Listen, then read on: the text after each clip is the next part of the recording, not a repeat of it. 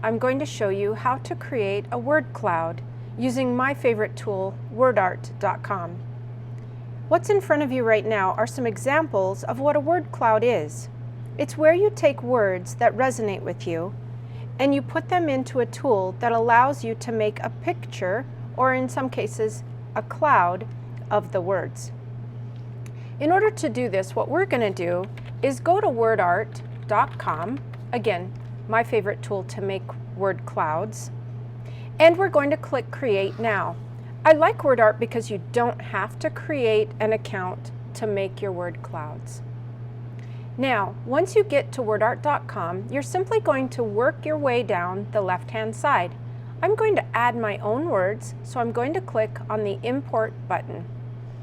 I'm going to click in the input box and I'm just going to add some random words so that you have an idea of what it will look like when I make this. So I'm going to add things that I love to do.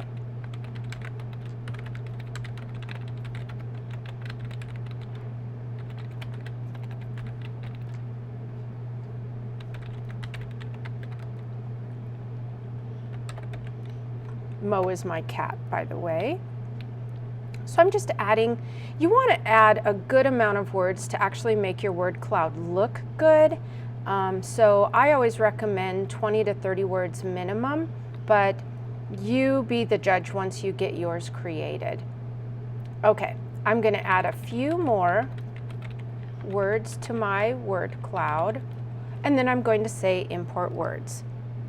Notice nothing happened really, except for the words showed up over here. Here's a cool trick that you can do. If one of these words is more important than the other, you can actually change the size, and that word will show up larger than the rest of the words. Now I'm working my way down, so I'm going to go to Shapes, and I'm going to pick a shape. You have a ton of different shapes to choose from. You can also add your own image if you had a mascot or some type of clip art that might work for your word cloud. So I chose this little bird. Notice nothing's really happened again. I need to work my way down. I'm going to choose my font. Lots of fonts to choose from, so you might get hung up here like I sometimes do.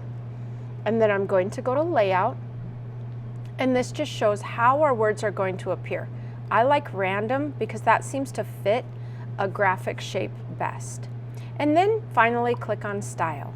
Style is where you can change the colors to make it whatever you would like, make the background color different or totally transparent, which is kind of nice, or even put in a background image if you wish. Now, again, nothing has really happened until I push this bright red button up here called Visualize. So I'm going to click on that.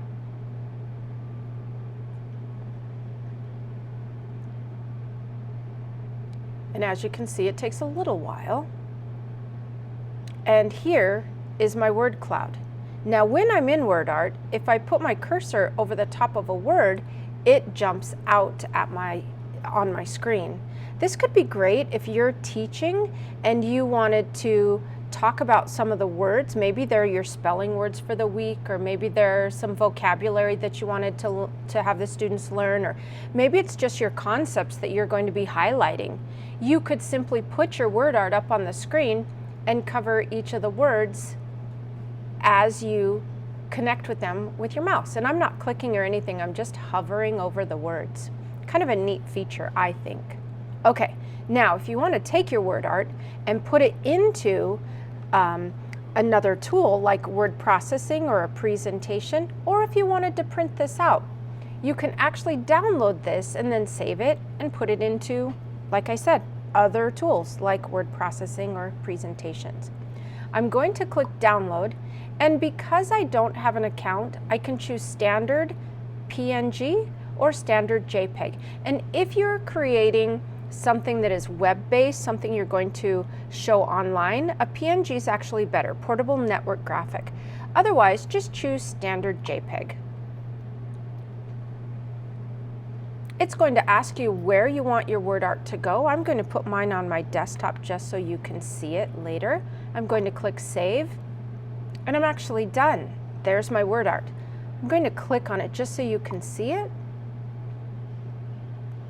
And you can see that it is a little bird made out of the words that I chose.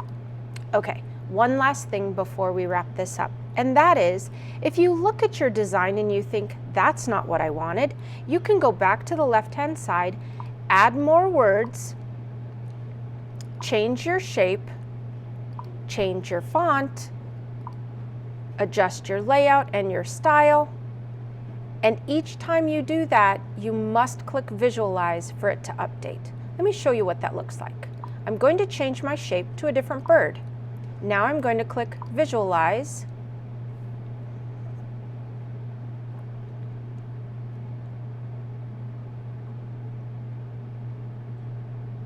And my finished word cloud appears. So you may want to experiment a little bit and decide which shape, which fonts, all of those settings, which ones work best for you. Don't forget, if you make any changes, you do need to download it again so that you have access to it to put into any other tools that you might be using.